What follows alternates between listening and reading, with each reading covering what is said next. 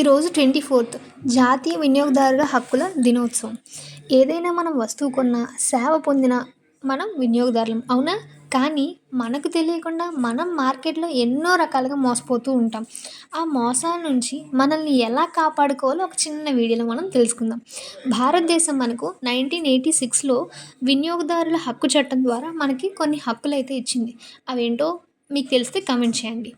So, first ఏంటి అంటే రక్షణ హక్కు, రైట్ టు సేఫ్టీ. నాణ్యత లేని ఎలక్ట్రికల్ వస్తువులు లేదా కలుషితమైనటువంటి ఆహారం, సో దానివల్ల మనకి హాని జరగకుండా చూసినటువంటి హక్కు. And second one, right to information. వస్తువు తయారీ లైక్ ఎక్స్పైర్ డేట్, సో దాని మీద ఉన్నటువంటి ప్రైస్, అందులో ఉన్నటువంటి పదార్థాల గురించి మనకి తెలుసుకునేటువంటి హక్కు. And right to choose. ఏ వస్తువు కొనాలనేది మన ఇష్టం, మనల్ని ఎవరూ బలవంతం చేయకూడదు, ఇట్స్ మీన్స్ ఫోర్స్ చేయకూడదు. అండ్ నెక్స్ట్, పరిహారం పొందే హక్కు.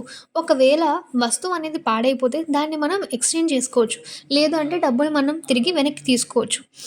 మై డియర్ ఫ్రెండ్స్, మోసపోకుండా ఉండాలంటే ఖచ్చితంగా ఈ 3 విషయాలు అనేవి పక్కాగా గుర్తుపెట్టుకోండి. సో అండ్ మీరు బిల్లులు కూడా ఖచ్చితంగా అడగండి. వస్తువు మీద ఉన్నటువంటి ఎంఆర్పి రేట్ కంటే ఒక్క రూపాయి కూడా ఎక్కువ ఇవ్వకండి. ఆన్లైన్ షాపింగ్ చేసేవారు చాలా జాగ్రత్తగా ఉండండి. ఒకవేళ మీరు మోసపోయినా సరే భయపడకండి. మీరు ఇంట్లో కూర్చునే 1915 అనే టోల్ ఫ్రీ నంబర్కి కాల్ చేయండి. అప్పుడు మీకు ఎన్సిహెచ్ వాళ్ళు యాప్ ద్వారా మీకు ఫిర్యాదు కూడా చేసుకోవచ్చు. గుర్తుపెట్టుకోండి, అడిగే వాళ్ళు ఉన్నప్పుడే అమ్మేవాడు నిజాయితీగా ఉంటాడు. ఓకే. వినియోగదారుడా మేల్కో, నీ హక్కును కాపాడుకో. మీరు ఎప్పుడైనా మోసపోయింటే కమెంట్ చేయండి.